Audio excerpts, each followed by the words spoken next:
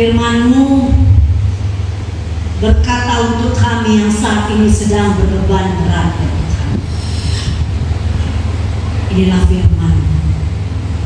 Pujilah Tuhan hai jiwaku, pujilah namanya yang kudus hai segenap batinku. Pujilah Tuhan hai jiwaku dan janganlah lupakan segala kebaikannya. Dia yang mengampuni segala kesalahanmu dan yang menyembuhkan segala penyakitmu. Dia melepaskan engkau dari lubang kubur dan memahkotai engkau dengan kasih setia dan rahmat. Dia yang memuaskan hasratmu dengan kebaikan, sehingga masa mudamu menjadi baru seperti pada burung rajawan. Tuhan Yesus, Engkau ada di ruangan ini Tuhan.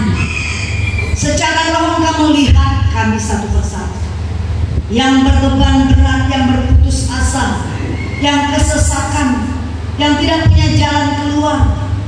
Tuhan, kuatkan kami. Biarkan firman-Mu yang menenangkan jiwa kami, agar roh-Mu yang ada pada kami Tuhan menguasai hati dan pikiran kami. Sekarang kami mendengarkan firman-Mu Bapa. Berbicara bagi kami di dalam nama Tuhan Yesus. Amin. Shalom. Ya, saya hari ini sendiri karena Ibu Susan sakit. Kita doakan ya. Tiba-tiba dia sakit, jadi saya bilang berdoa di rumah buat saudara-saudara kita yang ada di Lapas Binjai. Adakah warga baru di sini? Yang pindah? Gak ada ya? Semua lama ya? Baiklah. Kalau begitu saya kok merasa ya hari ini memang mungkin padahal masih Februari ya, barusan kita makan-makan ya di tahun baru ya, tapi kok kayaknya saya merasa apa ya, jiwanya, bebannya sangat berat sekali ya. Di sini mungkin hambar, mungkin merasa galau, mungkin merasa ya hidup ini ya yang penting dijalani aja ya. Tapi percayalah, kalau engkau saudaraku memilih untuk ada duduk di ruangan ini, Tuhan punya acara khusus buatmu. Tuhan punya perhatian khusus buatmu. Karena untuk melangkahkan kaki kemari itu bukan iseng-iseng ya. Saya percaya ketika engkau melangkahkan kaki kemari mau bergereja, walaupun hatimu dalam keadaan porak-poranda, tapi percayalah firman Tuhan yang kita dengar hari ini, Dia bekerja bagi kita. Amin. Ya, tema hari ini adalah berjuang dalam kesesatan. Amin ya. Tapi sebelumnya saya mau tanya, semua kita tahu nama Yesus ya? Tahu ya? Ya. Kenal nggak? Kenal siapa Yesus itu nggak? Maksudnya bukan kenal nampak wajah, saya nggak pernah melihat ya. Tapi satu hari mungkin ada seseorang yang Tuhan khusus datangin dalam mimpi. Banyak orang seperti itu. Terpilih ya. Saya dari saat saya mengenal Yesus dari kecil belum pernah dapat mimpi ketemu Yesus. Ya. Tapi saya percaya bukan ketemu saja, tapi merasakan kasih Tuhan itu, Yesus itu ada dalam hidup saya. Siapa di sini yang kenal Yesus? Yang mengalami Yesus dalam hidupnya? Satu, kenal Yesus ya. Yesus siapa? Yang lain? Yang mau kenal Yesus siapa? Yang dalam pergumulan berat siapa? Banyak. Yang mau kenal banget. Satu. Yang mau kenal bisa ya. Mau kenal banget beda. Yang mau kenal banget itu pasti ada. Kan ada apanya? Kalau kita mau kenal banget sama kepala lapas, mau kenal banget masuk ke dalam ruangannya, kan ada apa namanya, gardu-gardunya ya kan? Ada rintangan-rintangannya. Yang mau kenal banget siapa? Yang mau kenal banget sama Yesus di kanan sini. 1, 2, 3, wah luar biasa. Tapi saya cuma bawa 6 yang mau kenal Yesus ya. Kan udah dapat sini ya? Belum ada ya? Yesus itu nyata saudara.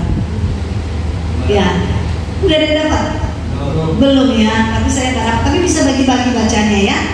Ya saudaraku, ini bukan hanya tulisan, tapi ini kisah hidup. Ya dahsyat sekali dalamnya. Orang-orang yang saya pernah bagikan buku ini merasakan bahwa luar biasa ya, kenyataan atau kesaksian yang ada di dalamnya. Saya mungkin bisa bagi beberapa orang saja ya. Bapak yang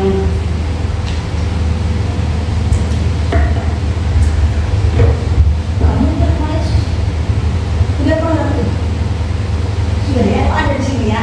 Baik, di sini ada, di ruangan ini ada, tapi saya mau kasih apa-apa buat kamu ya, yang mungkin bisa kamu kenal Yesus untukmu, tapi yang belum dapat bisa ada baca sini. Siapa yang udah baca sini? Males banget bacanya. Pak, Bapak mau satu.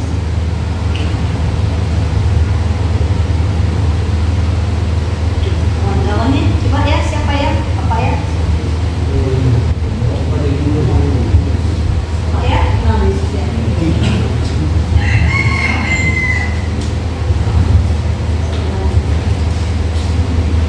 Ya belum dapat, nanti mungkin next saya bawa ya. Kapan itu saya pernah sudah bawa ya. Saya sudah dapat ya nanti ya. Dulu yang sudah saya bagi belum dapat. Oke, nanti saya bawa lagi ya. Karena itu adalah kesaksian yang luar biasa ya. Luar biasa ya, dia gak kenal Tuhan Yesus tapi dia bagikan apa yang dia alami. Nanti mungkin setelah saya baca mungkin bisa next ke kawan-kawannya ya Pak ya. Oke, hari ini kita belajar di firman Tuhan karena temanya adalah berjuang dalam kesesakan. Pak, kita ini hidup, masih hidup. Pak, kita ini masih hidup Pak. Nafas kita masih ada. Oleh sebab itu kita nggak bisa terlepas dari kesesakan. Kalau kesesakan itu ada sakit penyakit yang tak kunjung selesai. Ada beban yang tak bisa kita bereskan. Ada hutang yang terlalu besar yang tak bisa kita bayarkan. Ada keputusasaan yang tak bisa kita selesaikan Pak. Itu kesesakan. Ada penghinaan, ada pengkhianatan, ada musuh di luar yang gak bisa kekuatan kita melawan, gak bisa. Itu kesesakan. Dan selagi masih di dunia ini Pak, masih ada. Oke, kita akan belajar dari Nahum 1. Nahum itu perjanjian lama lewat Amsal ya, lewat Mazmur, dia agak ke belakang ya. Dekat Obadya, ya, mungkin belum pernah dibuka ya. Nahum 1.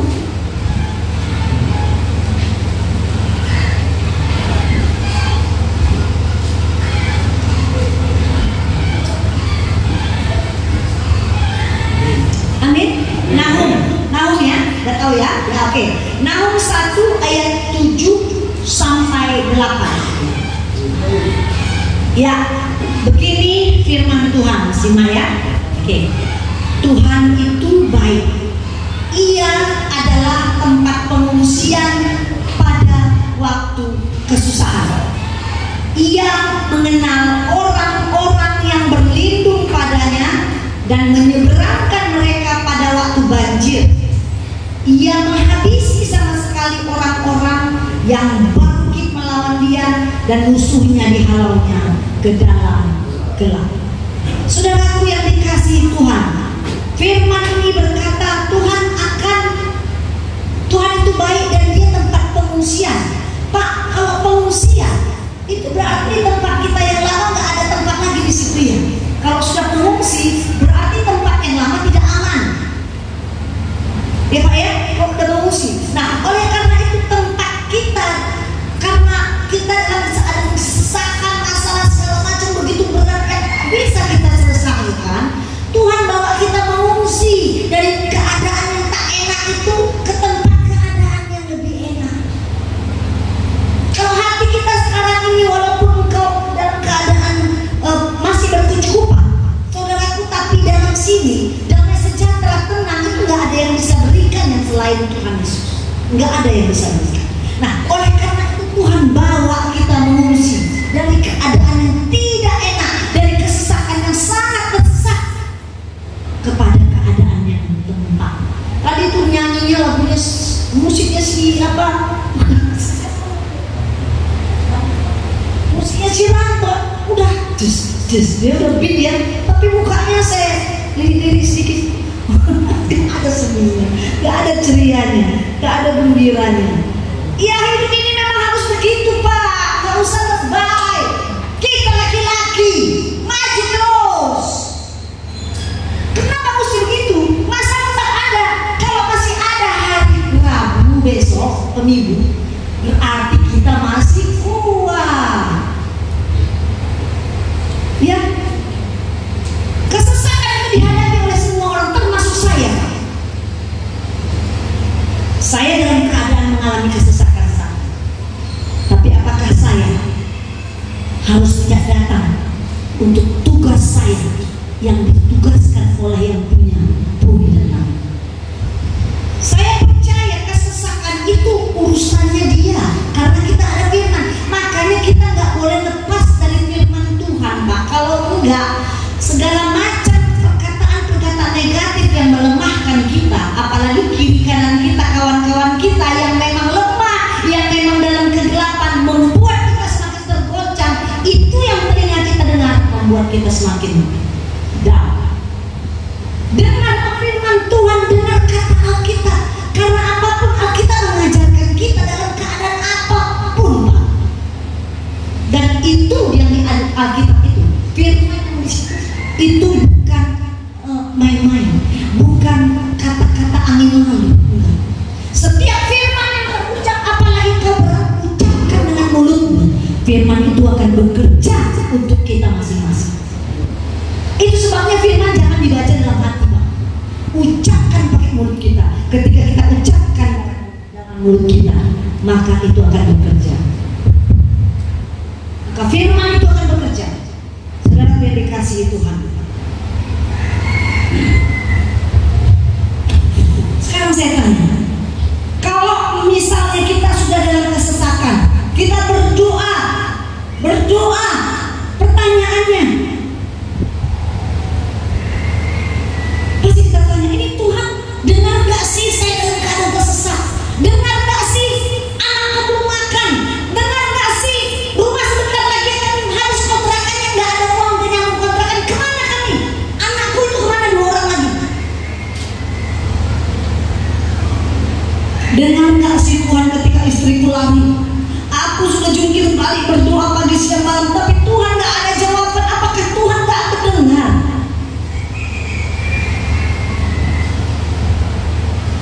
Apakah Tuhan terlalu sibuk sehingga firman Tuhan dikatakan di situ di Amsal 24 ayat 24, Amsal 24 ayat 10.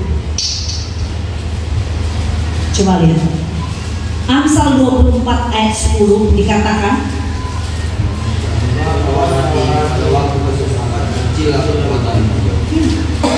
pada saat ketika engkau ketika engkau tawar hati dalam kesesakan, kecillah kekuatan. Saudaraku yang dikasihi Tuhan, soal tawar itu bukan kue roti tawar. Roti tawar itu tak ada rasa.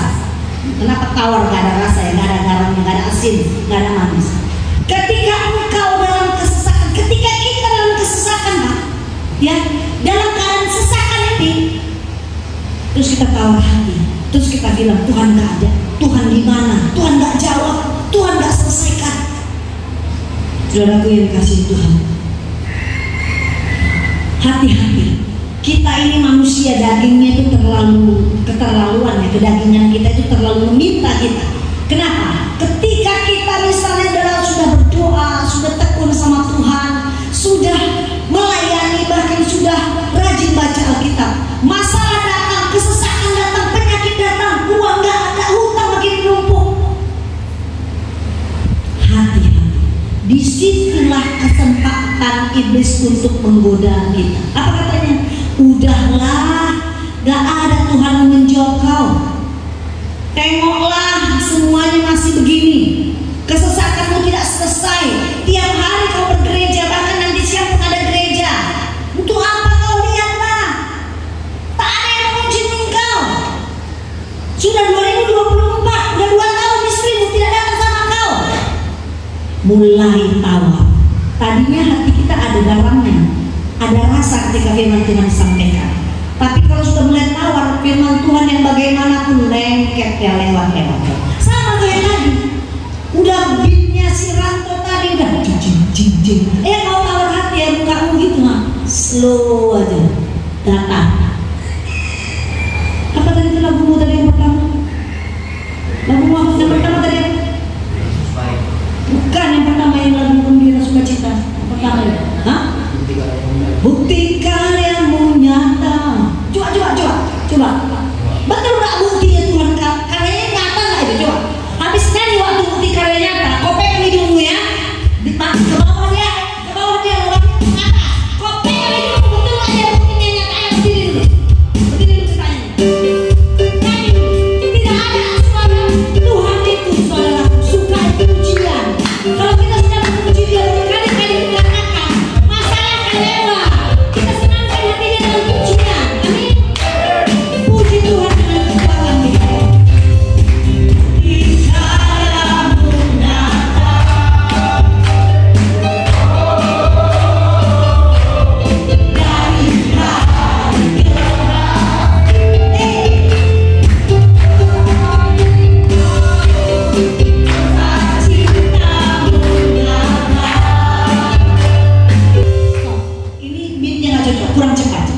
Kurang cepat. Mau joget tanggung kan? Gak pas apa beatnya kan? Jim. Ayo. Bukti kalian nyata.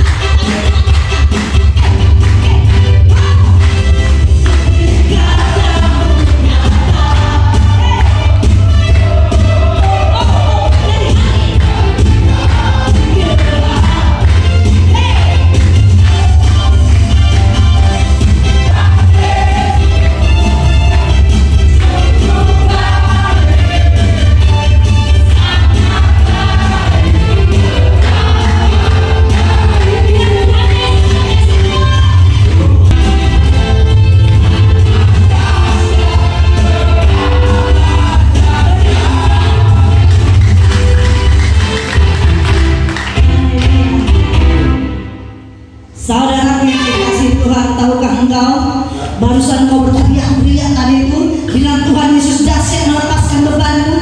Kau tahu iblis sudah lari ke cici. Iya, iblis nggak tahan dengan teriakan memuji Tuhan yang dahsyat, dia nggak tahan. Terus kita mau buat apa dengan kesesakan kita? Dengan beban kita kau bisa buat apa? Satu cerita di Alkitab, banyak kisah di Alkitab ini. Saya ambil Abraham. Ini bukan kita saja. Abraham punya harta banyak saudaraku, berlimpah, hampir 100 tahun, dan istrinya sudah mati hari, anak nggak ada. Terus buat mana harta? Biasanya manusia itu hatinya melekat kepada. Seandainya kau kaya sekaya-kayanya seperti itu Abraham, apa kau rela meninggalkan dunia ini memberikannya kepada orang lain? Apa yang kau cari? Kesesakan,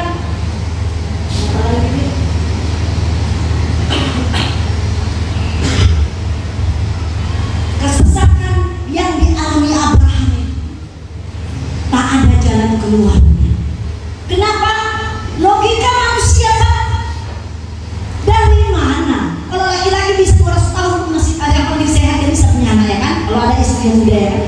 Lah istrinya udah mati haid, tua, rentak, peot, luput-luput.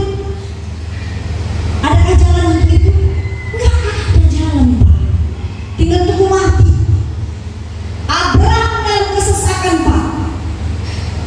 Tapi dia tahu kalau ada yang berjanji melebihi kekuatan manusia bisa memberikan dia anak, dia itu berdiam diri, taat, diam aja. Terjadikah? Terjadi Pak. Dia beranak. Dari satu anak Ishak, dia menjadi bapa semua bangsa. Siapa lagi? Yusuf. Apakah dia pernah mengalami keadaan kesesakan? Pernah. Ketika dia orang benar, dia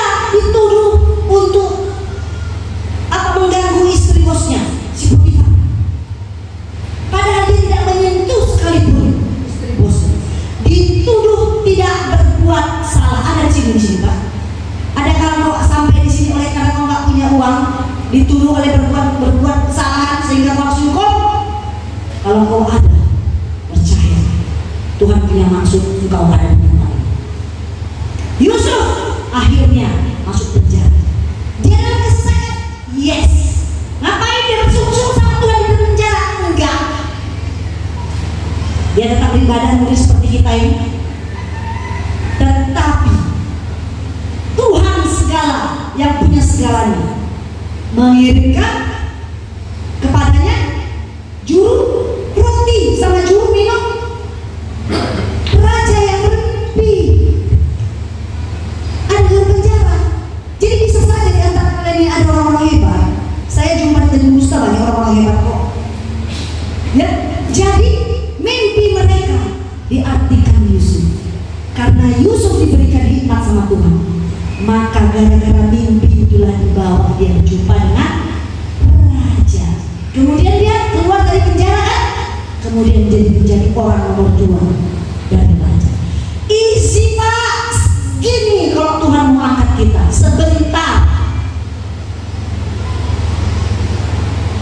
Jadi gak usah terlalu lebay dengan kesesakan. Hari jalan terus. Kesesakan ada, oke jalani. Sampai mana? Jangan bersungguh-sungguh. Jangan kau marah sama Tuhan. Karena Tuhan tidak akan pernah meninggalkan kita. Amin. Namun tadi katakan Tuhan akan membawa kita menyeberang Pak. Kemudian dia bilang apa? Dan orang-orang yang mengenal Tuhan, berlindung kepada Tuhan, menyeberangkan kita dari banjir. Kemudian Tuhan akan berperkara kepada orang-orang yang melakukan apa yang menjadikan kita kesesatan. Tuhan punya urusan, gak usah merancangkan bagaimana kau akan membalaskannya. Gak perlu kau pikirkan, nanti kau masuk lagi Tuhan kalau kau pikirkan. Harus kau balaskan. Ya, dosa itu selalu mengintai kita. Ini satu cerita ya, kenapa dosa itu memang akan mengintai setiap anak-anak Tuhan yang sudah bertobat, sekalipun sudah keluar kau dari sini, walaupun kau sudah bertobat, di luar itu semakin banyak godaan. Ada satu kisah, cerita seorang bapak yang sangat mengasihi anak laki-lakinya.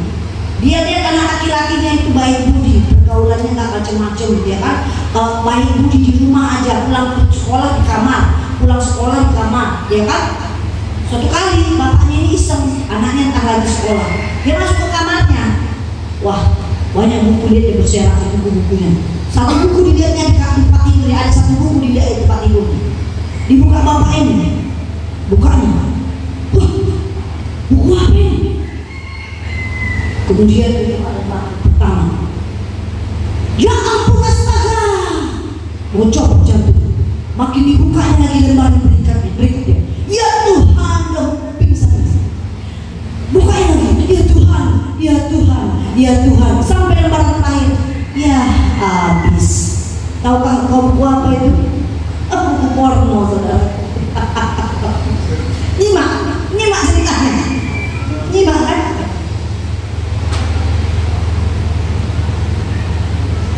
Itulah godaan iblis. Makin kita sikit kok, yang ini nggak bayar, keenakan, sikit lagi lah, sikit lagi. Itulah cara iblis. Itu cara iblis untuk membuat kita hancur lebur. Saudaraku, engkau yang selama ini masih di luar sana, engkau mempunyai hubungan dengan kuasa kegelapan. Engkau yang sudah menerima suatu jimat-jimat dan sesuatu apapun yang kau masukkan ke dalam tubuhmu untuk kau terlihat hebat dan kuat dan segala macam. Ingat, perjanjian iblis gak akan selesai sampai mati kalau kau tidak lepaskan. Bagaimana cara melepaskannya? Kau bisa hubungi yang membuat kau dukun tak apa segala macam itu, kembalikan. Atau kau minta sama Tuhan melepaskan itu lagi. Kalau ada dalam tubuhmu, itu bisa dilepaskan. Kalau kau percaya, itu bisa dilepaskan bersama Tuhan. Kalau ada yang kau pegang, bakar dalam nama Yesus. Iblis tidak akan pernah memberikan gratisan, gak akan pernah. Suatu kali saya punya teman Ya, dia punya orang tua yang dulu zaman-zamannya dulu perempuan ibunya, zaman-zamannya dulu dia bekerja tapi dia memakai jimat dalam tubuhnya sehingga ibunya ini jadi hebat dalam bekerja, banyak uang. Tapi ketika dia sudah tua, sakit-sakitan itu tidak diselesaikan. Kemudian satu saat ibunya ini sudah lemah, saudara. Lemah kenapa? Karena tubuhnya, fisiknya sudah sakit-sakitan dan dia tidak mampu lagi mengeluarkannya, bahkan dia sudah tidak sadar. Anaknya sudah menjaganya sampai 1 tahun. Sudah kayak mayat hidup, dibalikkan badannya, semuanya di tempat tidur. Dia di Jakarta. Ini kisah hidup tahun lalu. Apa yang terjadi, saudara? Anaknya ini anak perempuan yang sudah jadi berdosa. Yalah, berdosa menjaga orang 1 tahun apa enak di tempat tidur, walaupun itu ibunya. Dia berdosa. Dia sampai bilang sama saya, "Waduh, Bu, bagaimana ini, Bu? Saya udah nggak sanggup lagi menjaga ibu saya ini. Dia nggak mati-mati." Saya bilang, "Coba fotokan ibu." Difotokannya wajahnya, karena dia di Jakarta. Fotokannya di wajahnya, kirim sama saya. Saya bilang, "Ibumu ini gak akan lepas nyawanya, sebab dia lagi dipegang kuasa kegelapan yang ada padanya." Jadi bagaimana? Panggil orang di sekitarmu situ untuk melepaskannya.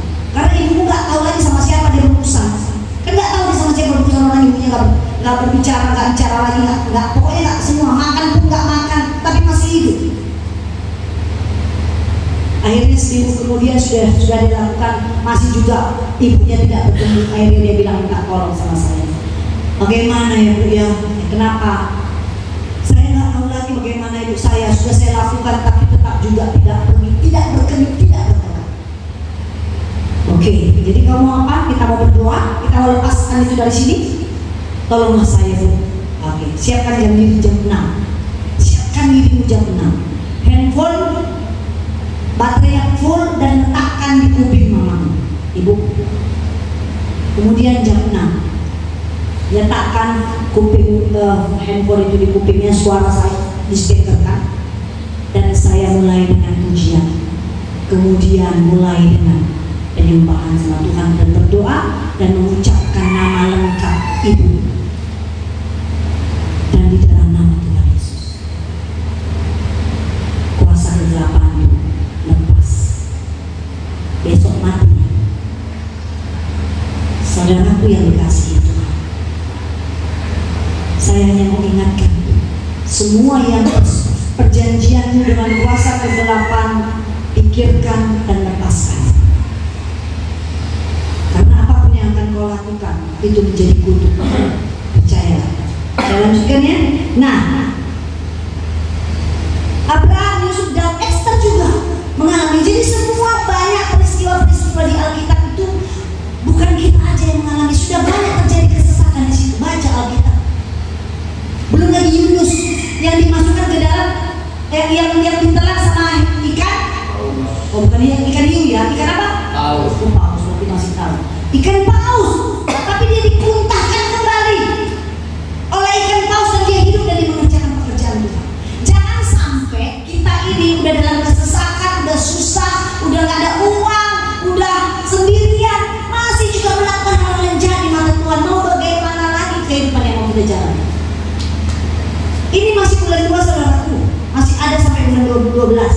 Pikirkan dan tentukan arah hidup kita. Gak ada yang bisa tolong kita selain kita mengambil keputusan. Hanya Yesus yang bisa ambil keputusan, pertolongan atas kita ya. Saudaraku yang dikasih Tuhan, kasih Tuhan dalam keadaan kita tersesat itu selalu ada pada kita. Dia tidak akan pernah meninggalkan kita, saudara. Kita jalani aja, tapi kita tidak akan dibiarkannya kena banjir. Dia tidak biarkan kita kena api. Tuhan bantu kita melewati banjir dan api yang menyala-nyala yang ada di depan kita. Maksudnya Tuhan izinkan kita melalui itu untuk apa? Setelah Tuhan melepaskan kita, membiarkan kita melewati itu semua, untuk apa? Supaya kamu dan saya itu tahu siapa mengenal dia siapa. Ternyata Tuhan itu seperti ini. Biar tahu yang namanya Yesus, nama dia segala nama itu berkuasa. Jangan panggil nama tulangmu yang hebat itu.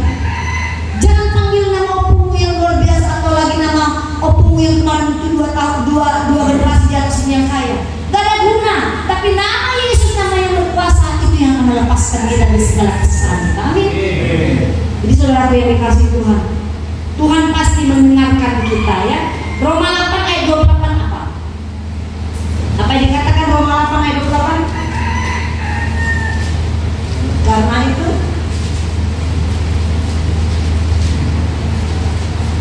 kita tahu sekarang bahwa Allah itu bekerja dalam segala sesuatu untuk mendatangkan kebaikan bagi mereka yang mengasihi Dia. Iya, kita tahu sekarang bahwa apapun kesakitan kita, persoalan kita, kesesakan kita, kita tahu itu firman yang katakan ada di balik itu kebaikan yang akan kita nikmati. Asal kita taat dan bersyukur, percaya pasti selesai. Tapi jangan berhenti di tengah jalan. Kita berhenti di tengah jalan, kita akan mendapatkan kemenangan. Ngerti, berhenti di tengah jalan. Udah kita dalam keadaan sesakan, terus bilang Tuhan tolonglah, berdoa sampai di sini kita pikir nggak ada nih pertolongan, nggak didengarkan Tuhan lah, buat jahat lagi. Nggak sampai sebentar lagi nih kita finish, tapi kita nggak kuat dan nggak betah. Saudaraku yang dikasihi Tuhan, tak ada yang Tuhan tidak tahu dalam kehidupan kita. Firman Tuhan itu berkuasa atas kehidupan kita ya. Dia tahu kita keadaan susah, suka, kesesakan. Bahkan Rasul Paulus mengajarkan kita untuk tetap tekun dalam kesesakan. Terakhir baca Yakobus 1 ayat 2 sampai 4. Yakobus 1 ayat 2 sampai 4. Yakobus perjanjian baru. Yakobus 1 ayat 2 sampai 4. 2 ya. Saudara-saudaraku, Ya.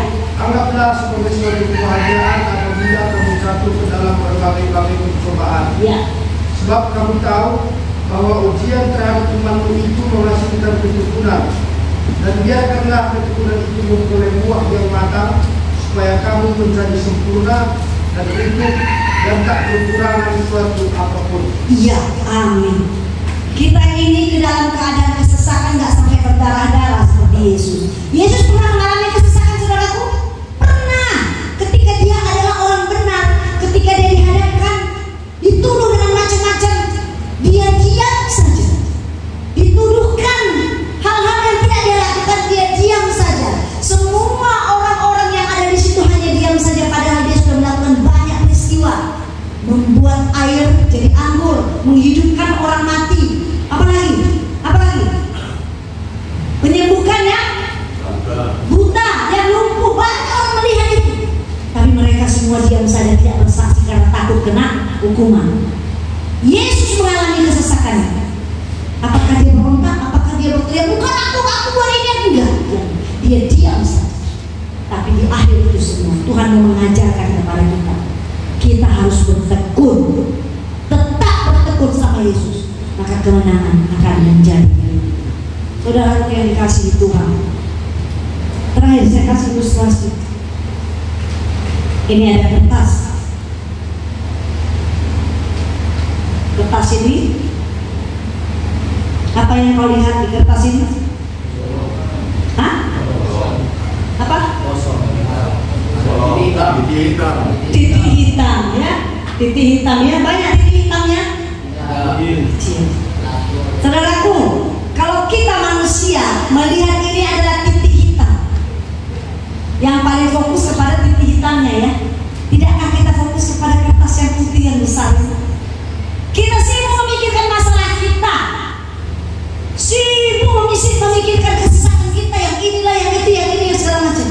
Kita lupa masih ada terang di sekeliling kita yang lebih besar daripada masalah kita. Siapa terang itu, saudara? Yesus.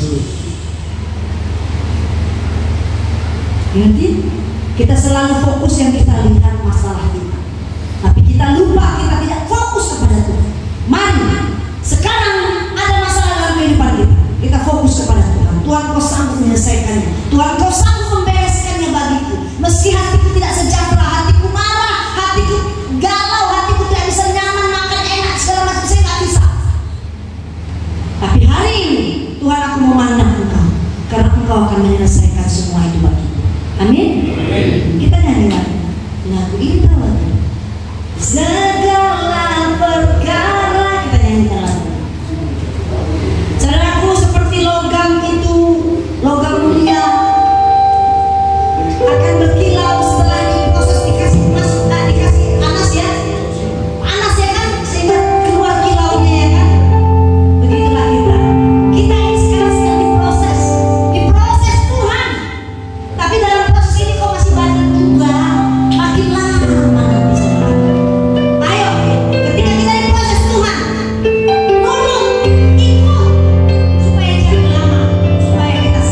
Yang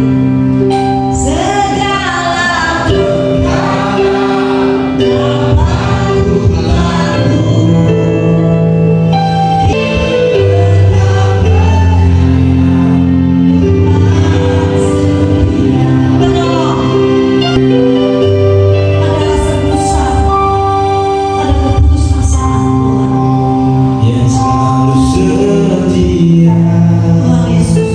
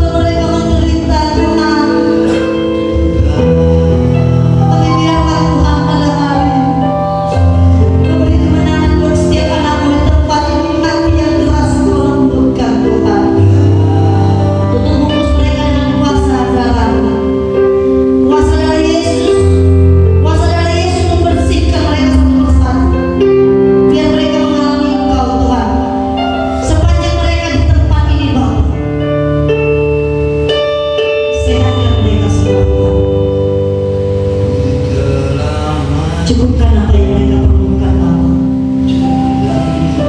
Jangan biarkan mereka jatuh ke dalam dosa, kepada pergaulan-pergaulan yang tidak baik, kepada keputusasaan sehingga mereka melakukan yang jahat di mata. Hamba serahkan mereka dalam tangan pengasihan Yesus. Kasihani Tuhan. Hanya oleh karena belas kasihan-Mu, Bapa, kami boleh merendahkan hati kami, berdoa, memohon kepada Yesus. Ingatlah kami, terima kasih Tuhan. Haleluya. Jadilah seperti anak Yesus. Jadilah Tuhan seperti firman-Mu. Lakukanlah bagi setiap anak-anak-Mu ke depan. Terima kasih Yesus. Haleluya.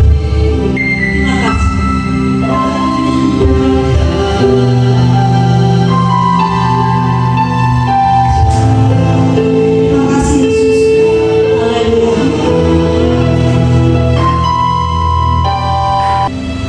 Doakan. Pada siang hari ini telah Kau dengar. Hamba-Mu ini sangat percaya, Bapa, ada keajaiban-Mu terjadi di tempat ini, Tuhan. Terima kasih, Tuhan Yesus. Bapa, kami mau bersyafaat berdoa, Tuhan, untuk bangsa kami yang besok akan melaksanakan pemilihan umum. Tuhan yang menetapkan seorang pemimpin bagi bangsa ini, yang Tuhan kehendaki. Bukankah firman-Mu berkata, hati raja Engkau yang menggerakkan? Maka berikanlah kami pemimpin yang mempunyai hati takut akan Engkau. Seorang presiden yang membawa negara ini, Tuhan, kepada kesejahteraan. Tuhan, Engkau Maha tahu ya Bapa. Bebaskan bangsa kami dari penjajahan ekonomi, penjajahan kebodohan, penjajahan kejahatan, penjajahan terhadap apapun ya Bapa. Bawa bangsa kami, bahkan generasi-generasi kami, Tuhan, ke depan menjadi bangsa yang kuat, yang takut akan Engkau. Kami berdoa Bapa, campur tangan-Mu atas pemilu besok, Tuhan. Memilih seorang presiden dan wakil presiden bagi bangsa ini. Dan itulah yang akan memimpin bangsa kami ini ke depan, 5 tahun ke depan. Dan tangan Tuhan menopang pemimpin yang Engkau pilihkan. Kami berdoa, Tuhan, bangkitkan orang-orang benar-Mu di negeri ini. Besok juga kami akan memilih calon legislatif dari tingkat 1, 2, dan tingkat provinsi dan Kepamadian dan tingkat RI, Tuhan. Tuhan Yesus, pilihkanlah yang mempunyai hati, yang melakukan pekerjaan yang bertakut akan Engkau. Pilihkan Tuhan orang-orang terbaik negeri. Pilihkan Tuhan orang-orang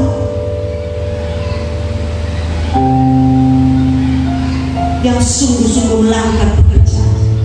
Kami percaya walaupun mereka yang merupakan calon legislatif itu tidak punya uang, Tuhan, tapi Tuhan, kalau Engkau melihat hati, mereka akan terpilih. Terima kasih Yesus. Dan bagi anak-anak-Mu di tempat ini yang mempunyai saudara yang mencalonkan dirinya juga sebagai calon legislatif, Tuhan, Engkau tahu siapa mereka. Bila Engkau kehendaki mereka terpilih, maka mereka akan terpilih. Dan kami juga berdoa berdoa untuk salah satu dari keluarga jemaat di tempat ini yang bernama Hasan Rolwa. Tuhan, Engkau tahu siapa dia. Engkau tahu apa tujuannya.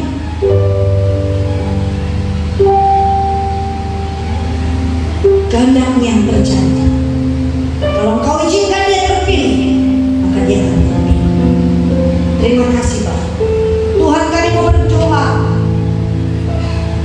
untuk seorang jemaat di tempat ini yang mempunyai istri sedang sakit demam yang bernama Yuni Dai.